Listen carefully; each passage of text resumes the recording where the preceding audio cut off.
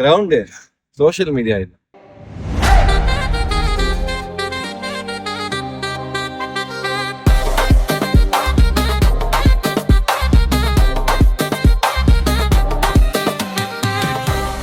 சுழற்பந்து வீச்சாளர் ஷாருக் கான் வீசிய 6 பந்துகளையும் 6 சிக்சர்களாக விளாசிய ஸ்ரீராம். இதையடுத்து கிரிக்கெட் ரசிகர்கள் ஸ்ரீராமை இந்திய அணியின் தொடக்க ஆட்டக்காரராக உடனடியாக களமிறக்க வேண்டும் என்று வலியுறுத்தி வீதியில் இறங்கி போராட்டத்தில் ஈடுபட்டுள்ளனர். இவன் எப்ப அடிச்சான் ப்ரோ?